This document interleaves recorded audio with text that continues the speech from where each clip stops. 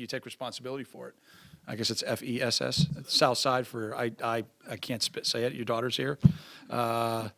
So, and then it's the same thing as a player. I didn't do this right. I'm going to fix it, and here's how I'm going to fix it. And you own it, and you move forward. I mean, it's really not that complicated, if that makes sense. Sure. I'm school of ed guy. Yeah. Not communications or Weinberg. No disrespect to the school of ed.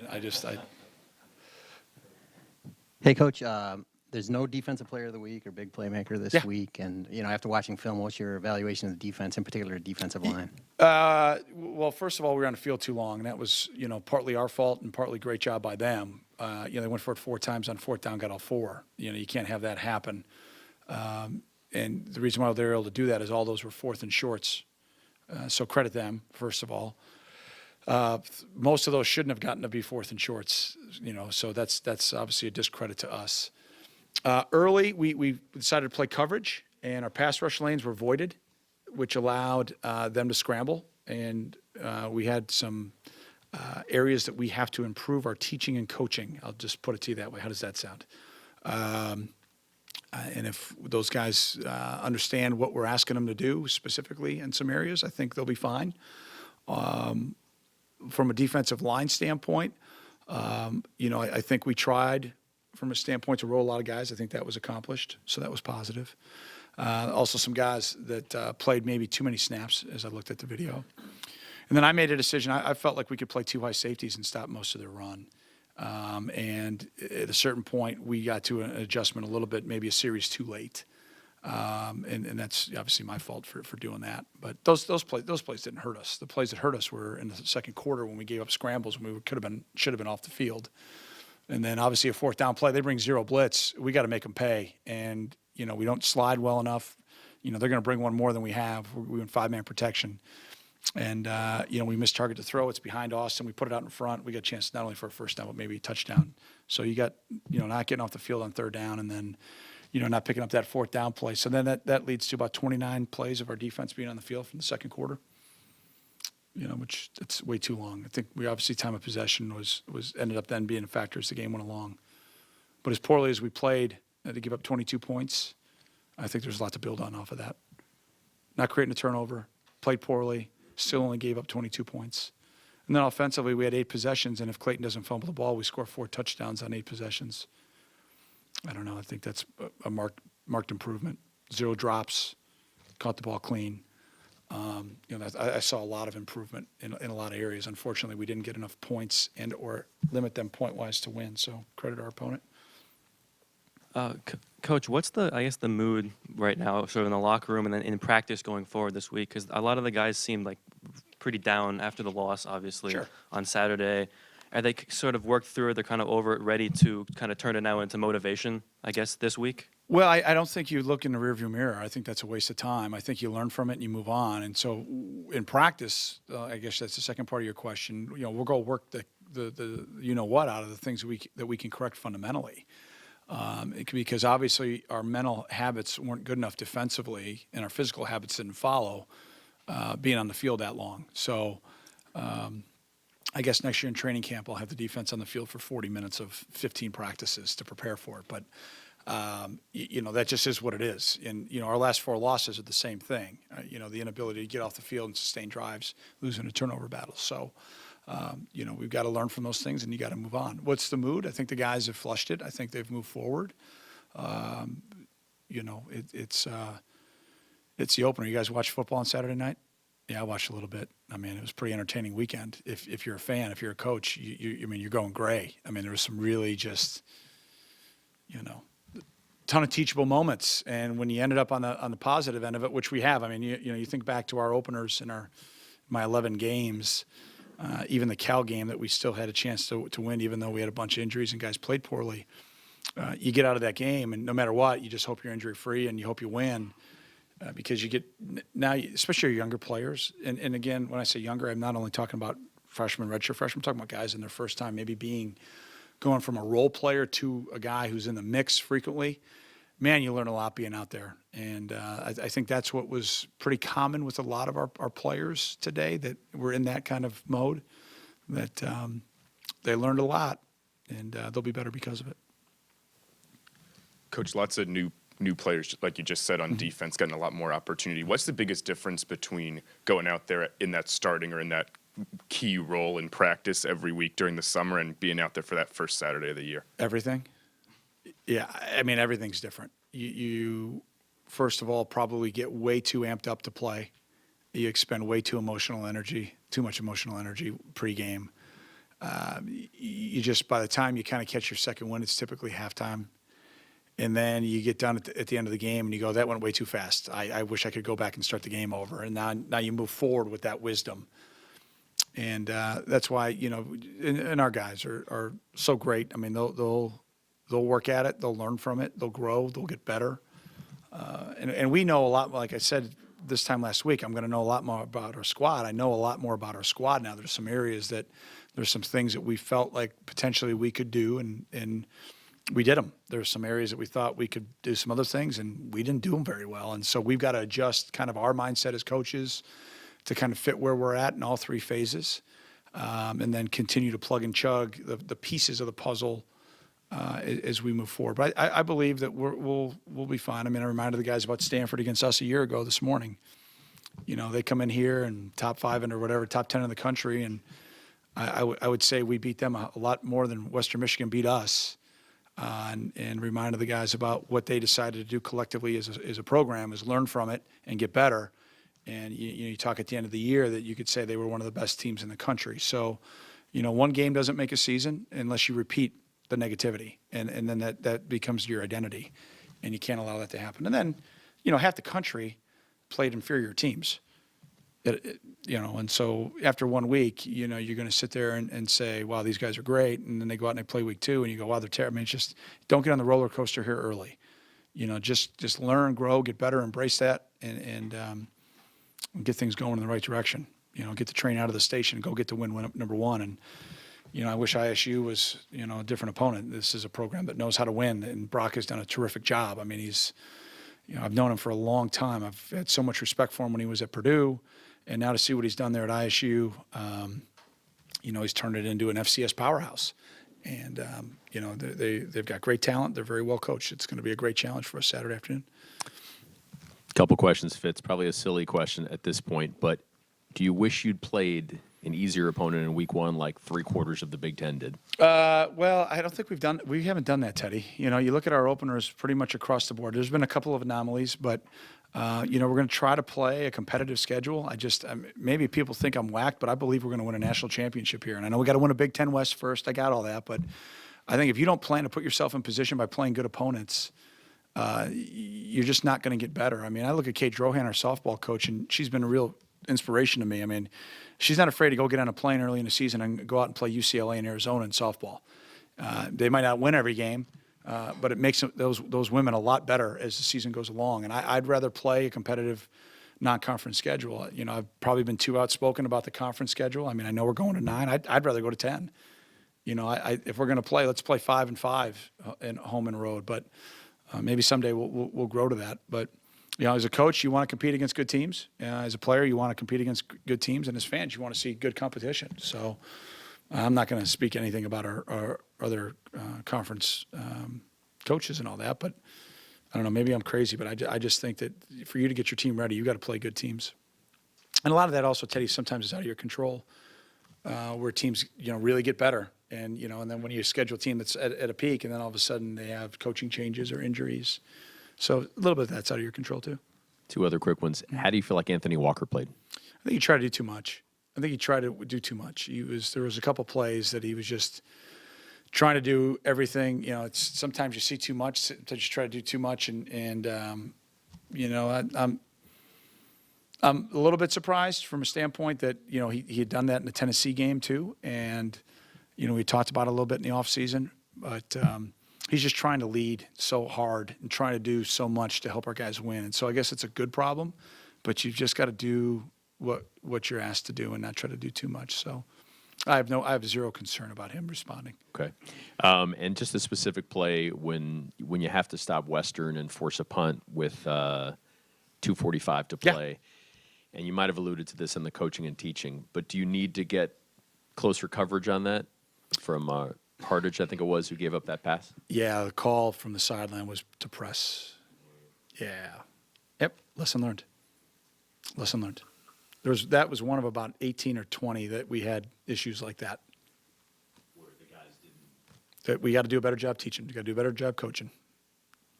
Guys will learn from it, and we'll move forward. Heck of a catch by their kid, though. Damn. You know. Mark.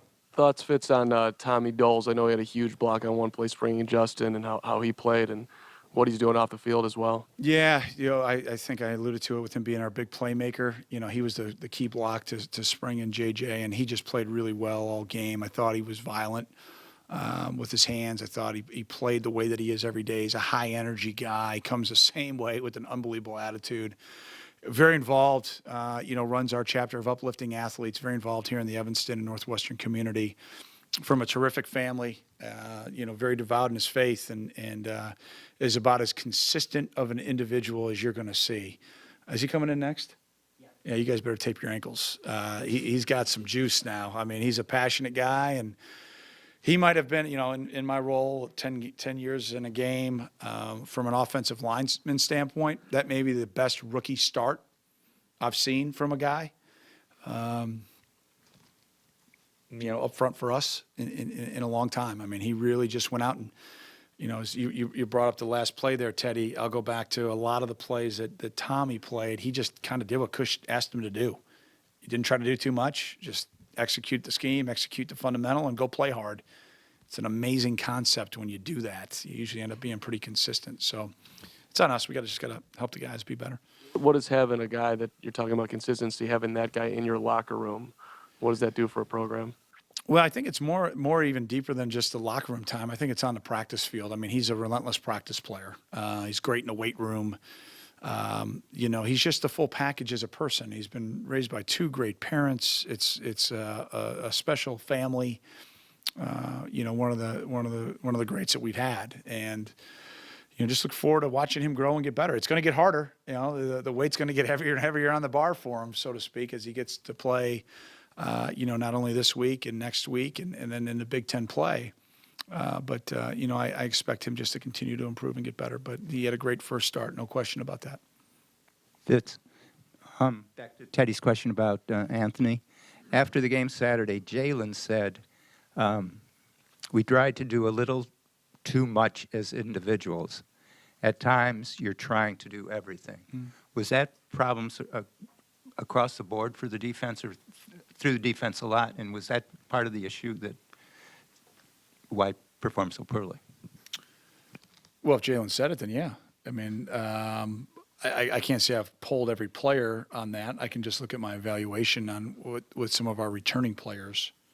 And yeah, I mean, you just got to do your job within the framework of the defense. And then, for some of our first-time guys out there, there's an old defensive coaches and defenses understanding and knowing where your help is. So there's a right way and a wrong way to attack the ball carrier.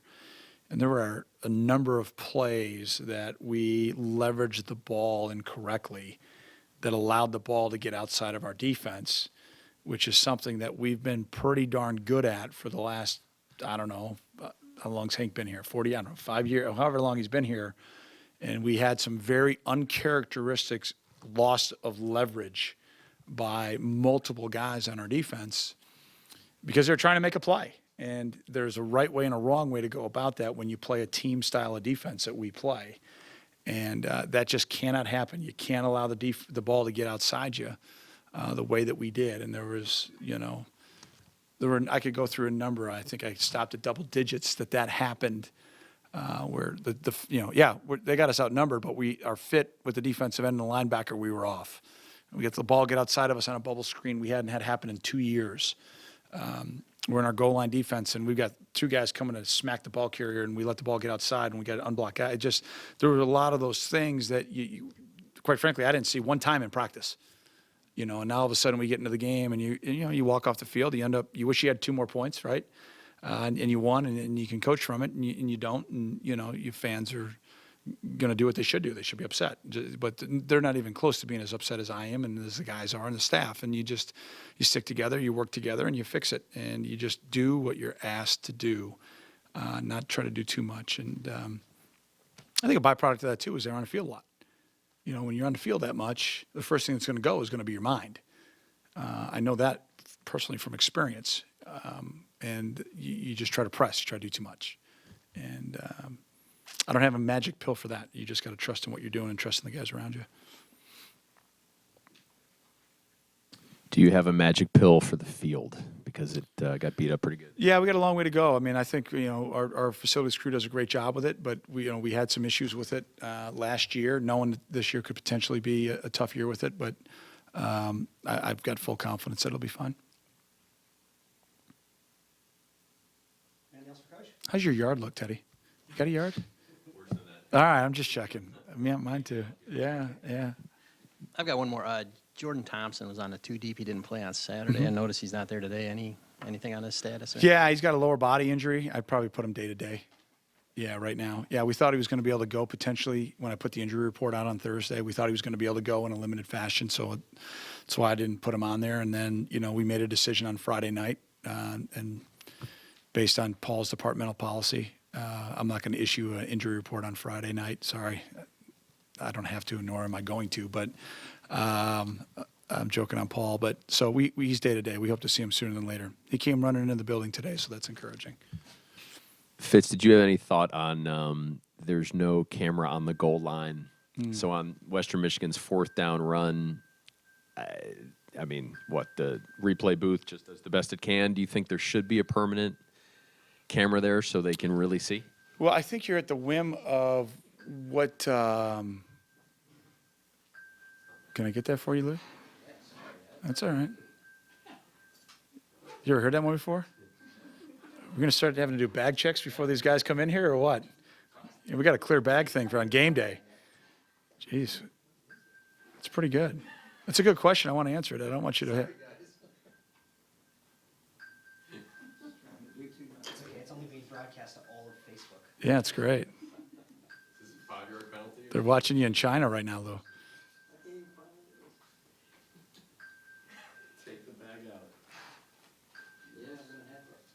I like it.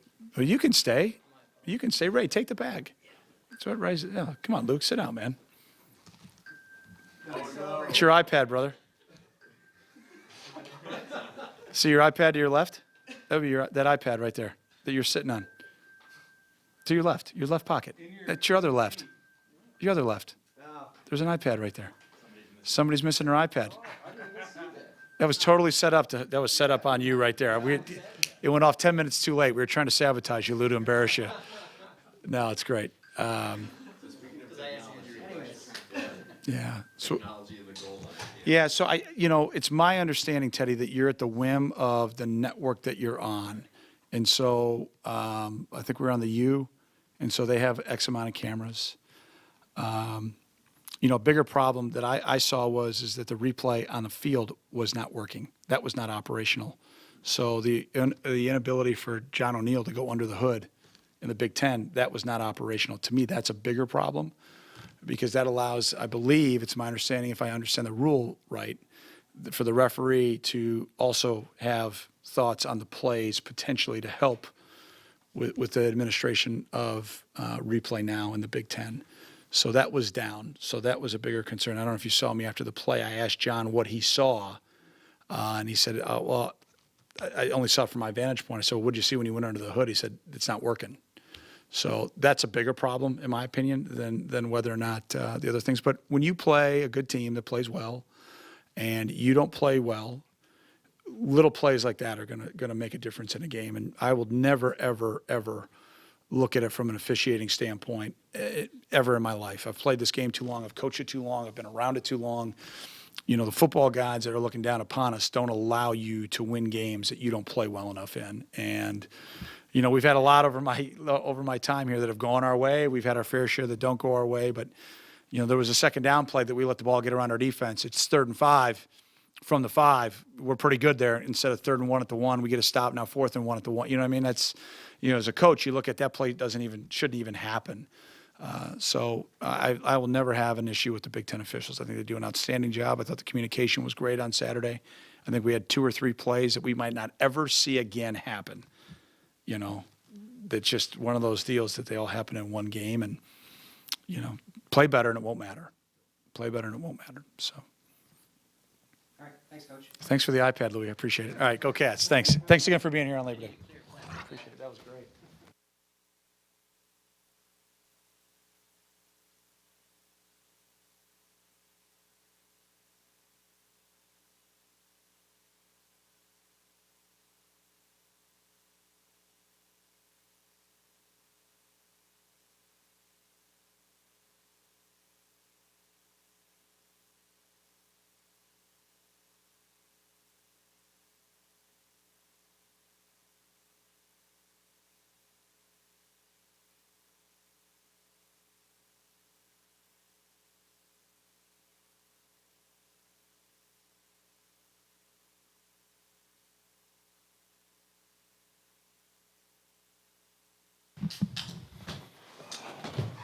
We'll start with the defensive side of the ball today. On your left, Kyle Cairo, and on your right, Joseph Jones. Please continue to flag down the mics for the sake of our cameras and direct your question towards the individual if you can, please.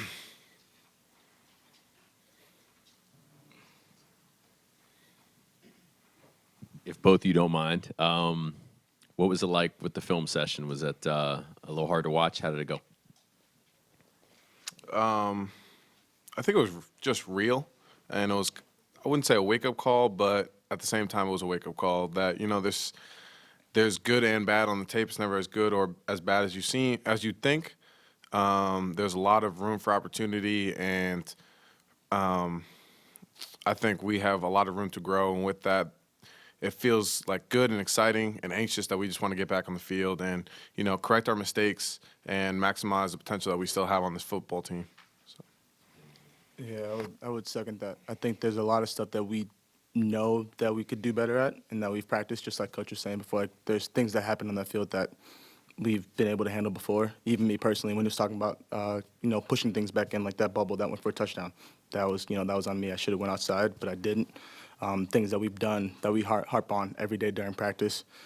So knowing that we can do those things and, letting those things beat us that day, knowing that we can correct them and get better at them is, exciting to know that we could obviously play a lot better. Both you guys, the defense seemed to get pinned inside a lot, especially the defensive line, and the linebacker help didn't seem to be there in a lot of plays. How did you look at that, and how can that be corrected? Without kind of going into too much of the scheme that we were trying to focus on, I think that they did a great job in, just kind of anticipating some of our calls and putting us in formation sets that would kind of put us in a bind, whether or not we wanted to take away the bubble or take away the run. And I believe 72 or so % of their plays are run pass options. So kind of putting us in a conflict. Sometimes forces us to take the Mike linebacker or Anthony out of the box at times. Bubble passes that also keep him out of the game as well, especially if he's allowed to go wide and maybe outside of the Sam linebacker. So some of those things really were difficult challenges at first, and within the second quarter, we kind of made adjustments on that, but it was a little bit more difficult on the fly. Yeah. I think even a lot of it wasn't necessarily that, like, Ant got pinned inside. It was just that things didn't get turned in to Ant or the rest of the defense. So, again, like, for me, as playing the outside linebacker, not being able to get outside and doing my job to push things back in, it wasn't necessarily that people got pinned in. It's just that it didn't get pushed back out. So. Right.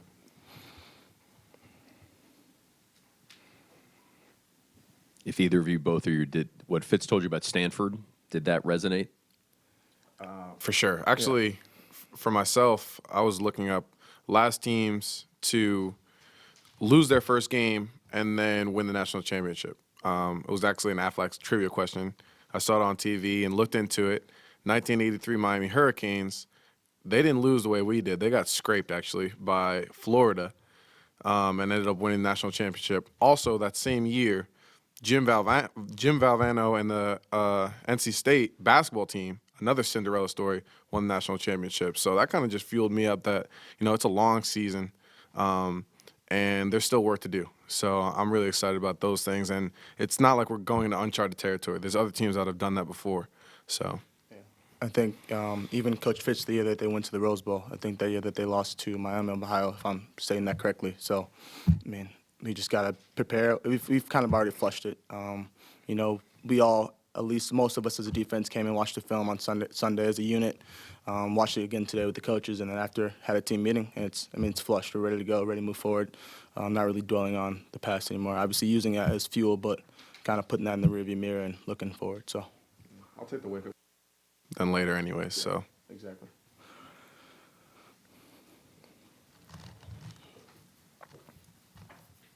Last year, some senior leadership for you guys on defense, on the defensive line. This year, with the senior leaders in different places, how does that change things when you guys are on defense? I don't think it really changes much. I think if we look at it, I would say our two biggest leaders, and as they are now captains, Ant and Matt Harris, do an amazing job of, leading us and pushing us. And there are other guys who aren't necessarily captains that also do a great job. Jalen is a very good leader. C.J. Robbins, who's also on the leadership council, are all great leaders on the defensive side of the ball. So I don't think it's really changed. Obviously, we miss Travie. We miss some of those other guys, Dean, Deontay.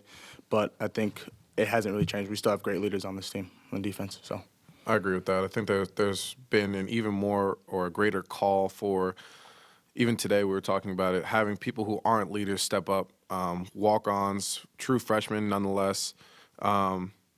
Really, since this is a brotherhood, we should be able to talk to each other and keep each other accountable. So we've been pushing those guys to even be leaders in their own rights. So it's got to come from everywhere.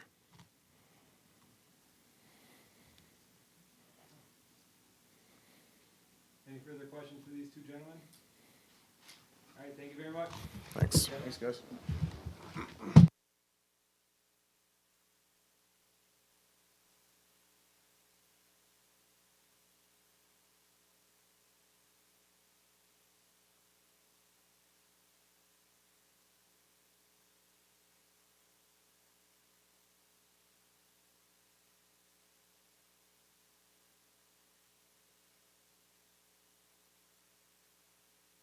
Ball, and on your right, Tommy Bowles. Go straight to your question.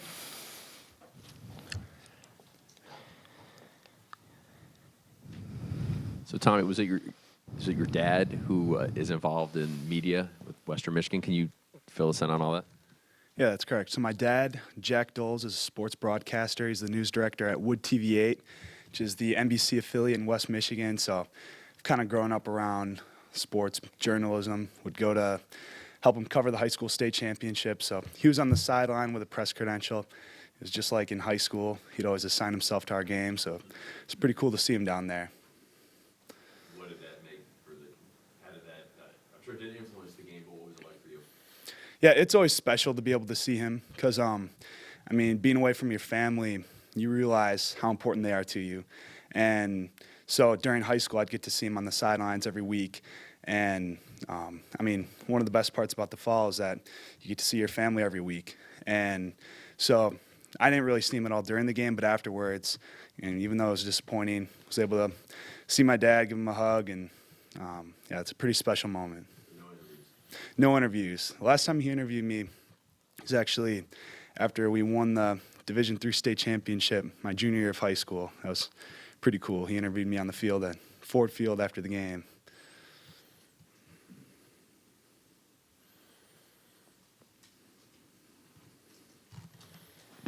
Solomon, how do you felt your first game as a full-time wide receiver went, and what do you look to improve on?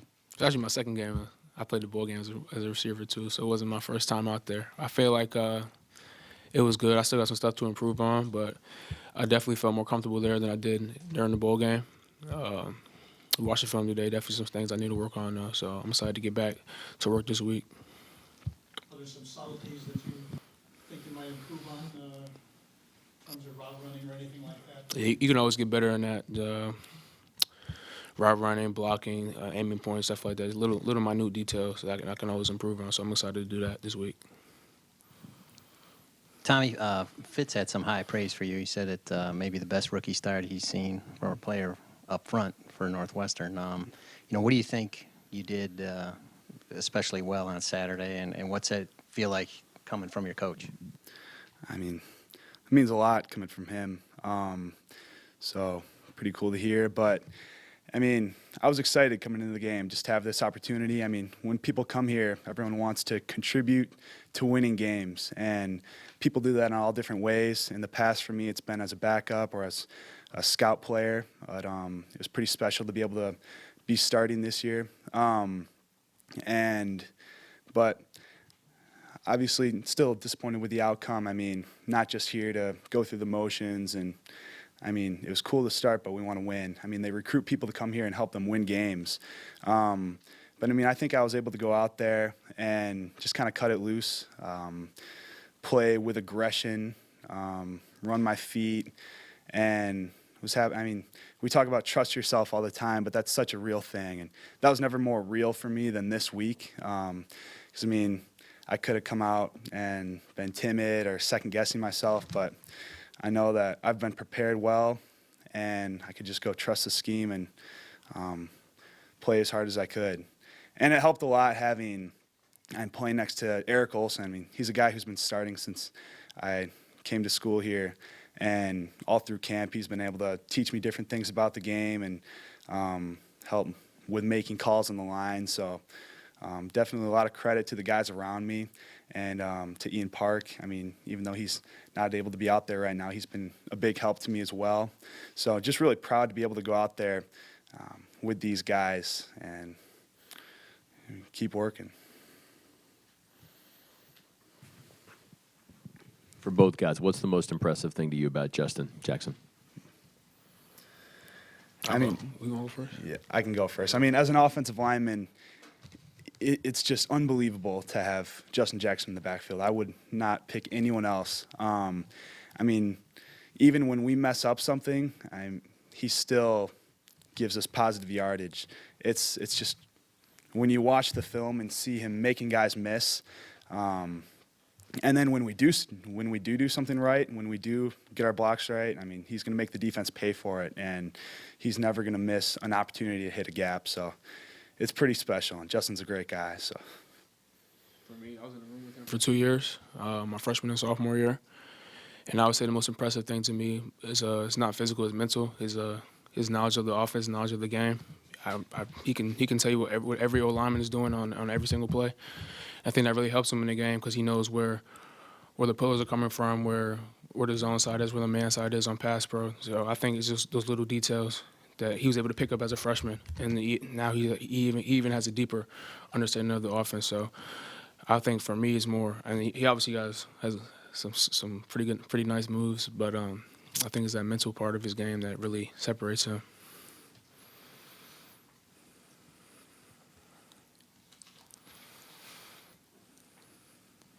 Any further questions?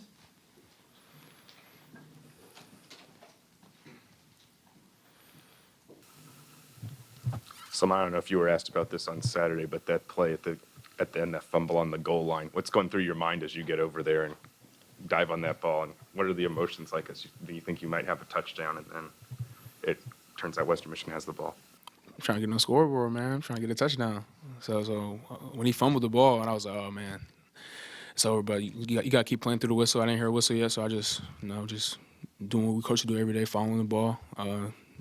Dude made a play, threw it back in bounds. Whether he stepped out or not, my first instinct was to get on the ball, and that's what I did. So really a whirlwind of emotions in that play, but unfortunately it didn't work out in our favor. But I was doing what I was coached to do, just follow the ball and play through the echo of the whistle. So that's what I did. All right, thank you very much. Thank you.